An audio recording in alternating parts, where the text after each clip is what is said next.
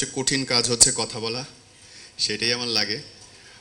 সময় নিব না, মাত্র 4.5 মিনিট কথা বলবো। লাস্টে যে কথাটা বলবো সেটা আমি পুরো দুনিয়াতে আমার অফিস ছাড়া কেউ জানে না। সেটা একদম সাম্প্রতিক একটা আত্মহত্যা নিয়ে। তার আগে একটা প্রেরণার কথা বলি। যেই প্রচেষ্টাটা আজকে হচ্ছে অল সমাধান, আমার মনে হয় যে বাংলাদেশের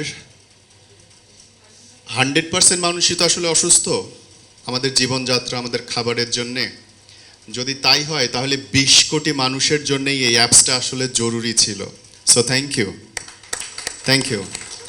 দিন নাই রাত নাই, আপনারা যে কোনো সময় 24 ঘন্টা অফিস থাক না থাক, কর্মদিবস থাক না থাক, আপনারা যে প্রচেষ্টা নিয়েছেন, ইনশাল্লাহ আমি দোয়া করি গ্রামের স্কুল কলেজের স্টুডেন্টরা এখানে ফ্রিল্যান্সিং কাজের সুযোগ পাবে, নিজের সৎ পথের ইনকাম করার সুযোগ পাবে। সেটা খুব ভালো প্রচেষ্টা।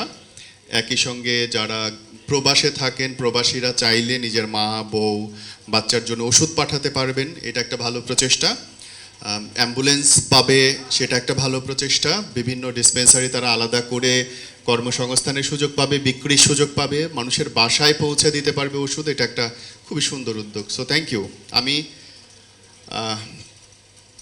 একটা অদ্ভুত কথা বলি, আপনারা হয়তো অনেকে খেয়াল করেছেন, নবী রাসূলের জীবনী যখন পড়েন দেখবেন যে নূহ আলাইহিস সালামকে, আমি গতকালকে বলছিলাম, নূহ আলাইহিস সালামকে আল্লাহ একটা প্লাবনের কথা বলেছিলেন, শুধু যে কিছু একটা হবে বড় যেখানটায় মানুষ ডুবে যাবে।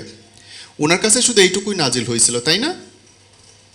এরপরে নৌকা বানানোর জন্য কাঠ কাটা, সেই কাঠ সিজিং করে নৌকা বানানো, তিনি নিজে হাতুড়ি চালিয়েছেন, কুড়াল চালিয়েছেন, কষ্ট করেছেন, দিন রাত পরিশ্রম করেছেন, কখনো তার নখ থেতলে গেছে, পা কেটে গেছে, খাবার ছিল না, পানির অভাবে ঠোঁট শুকায় গেছে, তারপরেও তিনি কাজ করেছেন। এবং এন্ড অফ দ্য ডেতে ঘটনা এমন ঘটছে যে আল্লাহ শুধু তথ্যটা দিয়েছেন, তিনি উপর থেকে নৌকা ফেলেন নাই, নদী কিভাবে বাঁচতে হবে কিচ্ছু বলেন নাই, তিনি শুধু ইনফরমেশন দিয়ে দিয়েছেন। মানুষ ততক্ষণ পর্যন্ত কাজ করবে যতক্ষণ পর্যন্ত সে সফল না হয়। আল্লাহ পাক হুট করে তোমাকে সফলতা দিবে না, আমাকে সফলতা দিবে না। আমি আমার ভাইকে বলছিলাম যে ভাই, আগামী 2 বছর অন্ধের মতো পরিশ্রম করার জন্য তুমি প্রস্তুত আছো কিনা? বললো হ্যাঁ, আমি এবং আমার পার্টনাররা প্রস্তুত আছি আগামী 2-2.5 বছর কঠোর পরিশ্রমের জন্য।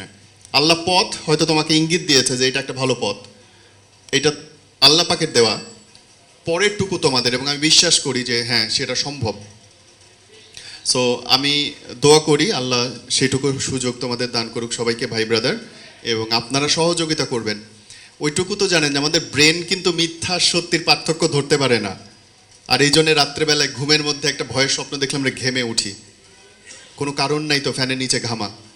আপনি যদি বিশ্বাস করতে থাকেন যে আমি পারবো, তাহলে আপনি পারবেনই। আপনি যদি বলেন যে এটা হবে, হবেই ইনশাআল্লাহ।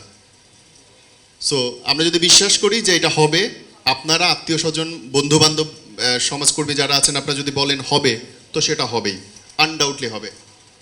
সো এই বিশ্বাসটুকু তাদেরকে দেবেন, ইনশাআল্লাহ তারা সফল হবে।